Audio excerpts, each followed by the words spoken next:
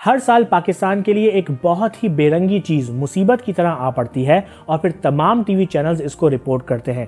पूरी दुनिया पाकिस्तान के पीछे पड़ जाती है और फिर सिर्फ डू मोर की ही डिमांड नहीं करती बल्कि पाकिस्तान को एक ऐसी लिस्ट में भी डाल देती है जिससे पाकिस्तान के लिए इंटरनेशनली एम्बैरेसमेंट होती है। मैं बात कर रहा हूं फाइनेंशियल एक्शन टास्क फोर्स की ग्रे लिस्ट की, जिसपे पाकिस्तान फिलहाल बदकिस्मती से है और साल हर साल पाकिस्तान को बहुत से इकदाम उठाने पड़ते हैं ताकि इस ग्रे लिस्ट से शायद आगे ब्लैक लिस्ट में ना डाल दिया जाए। लेकिन ये ग्रे लिस्ट है ही क्या? कौन सा इदारा है जो ये लिस्ट तैयार करता है? इनको कैसे पता चलता है कि किसी मुल्क को ग्रे लिस्ट में डाला जाए या नहीं? ग्रे लिस्ट में आने से मुल्क को क्या क्या नुकसान होते हैं? क्यों पाकिस्तान इससे बाहर नहीं निकल पाता? Financial action task force AKA FATF को एक्सप्लेन करते हुए this is Gauhar Ali Rizvi and you are on my channel.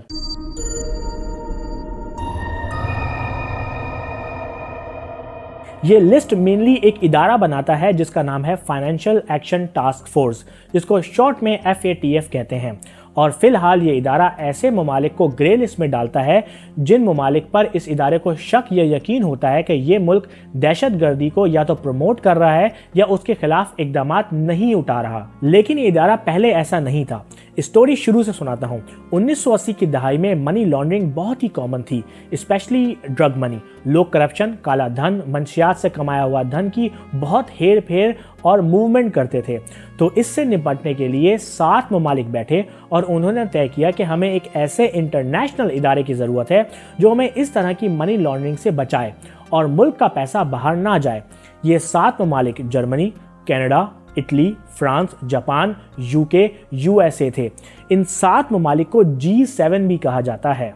लेकिन फिर 9/11 के बाद FATF की जिम्मेदारियों में टेरर फाइनेंसिंग भी शामिल कर दी गई। यानी अब FATF का काम सिर्फ मनी लॉन्ड्रिंग को ही नहीं देखना था बल्कि दहशतगर्दी के हवाले से भी पैसे की लेन देन की रोकथाम भी करनी थी।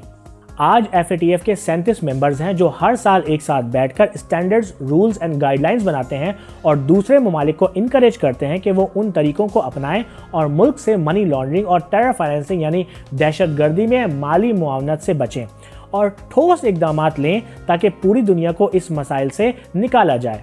FATF का काम सिर्फ रूल्स बनाना नहीं है बल्कि FATF चेक भी करता है कि कोई मुल्क उसके बताए हुए रूल्स को फॉलो भी कर रहा है या नहीं और फिर उसकी रिपोर्ट्स बनाता है और फिर ममालिक को ब्लैक लिस्ट या ग्रे लिस्ट में डाल देता है। ग्रे लिस्ट या ब्लैक लिस्ट में आने के बाद फिर FATF दुनिया के दूसरे इदारों को इन्फॉर्म करता है, स्पेशली उन इदारों को जो पैसों से जुड़े हों जैसे IMF, वर्ल्ड बैंक या दूसरे इन्वेस्टमेंट के इदारे, और उनको बताता है कि हमारी इन्वेस्टिगेशन के मुताबिक ये मुल्क अच्छा नहीं है लोन देने के लिए या इन्वेस्ट करने के लिए वगैरह वगैरह, और बताता है कि ये मुल्क हमारी गाइडलाइन को फॉलो नहीं कर रहा और आपका पैसा शायद गलत हाथ में जा सकता है जिससे मुल्क की इकोनॉमी को नुकसान भी हो सकता है।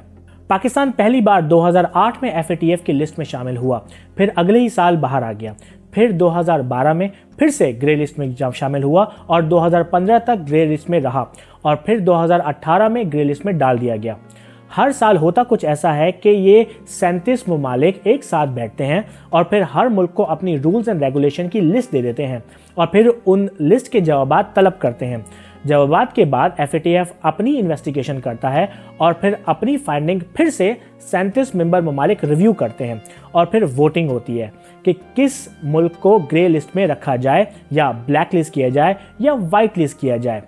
पाकिस्तान के लिए प्रॉब्लम यह है कि FATF के फुल मेंबर्स में इंडिया मौजूद है जो मुसलसल लॉबी करता है पाकिस्तान को ब्लैक लिस्ट किया जाए, और जो ममालिक इंडिया की लॉबी का हिस्सा बनते हैं वो फिर पाकिस्तान के अगेंस्ट वोट करते हैं। लेकिन अच्छी बात यह है कि इन 37 मेंबरान में एक मेंबर चाइना भी है और वो भी लॉबी करता है कि पाकिस्तान को ब्लैक लिस्ट से बाहर ही रखा जाए और ग्रे लिस्ट से निकाला जाए। और यहाँ आते हैं FATF के रूल्स पाकिस्तान के लिए। FATF ने पाकिस्तान को 27 पॉइंट्स दिए पूरे करने के लिए और कहा कि इन 27 मामलात में पाकिस्तान को जल्द अज जल्द इकदाम उठाने चाहिए हैं वरना पाकिस्तान की पोजीशन रिव्यू की जाएगी। नाउ FATF की अपनी वेबसाइट पर एक रिपोर्ट के मुताबिक पाकिस्तान ने वादे किए कि वो फुल सपोर्ट करेंगे, लेकिन 27 में से सिर्फ 5 पॉइंट्स पर ही इकदाम उठा पाए, जिससे FATF ने पाकिस्तान को फरवरी 2020 तक की मोहलत दी और अगर पाकिस्तान इस मुद्दत तक इकदाम नहीं उठा पाया तो FATF अपने एसोसिएटेड इंस्टीट्यूशंस को नोटिफाई करेगा कि पाकिस्तान के साथ किसी भी इक्तिसादी फाइनेंशियल डील्स के हवाले से चौकन्ने हो जाएं। And that's it. होप कि आपको मेरी वीडियो पसंद आई हो। लेट मी नो कि आपको मेरी वीडियो कैसी लगी। अगर आप मेरी पर्सनल लाइफ को फॉलो करना चाहते हैं तो मुझे इंस्टाग्राम पर फॉलो करें gohar.rizvi।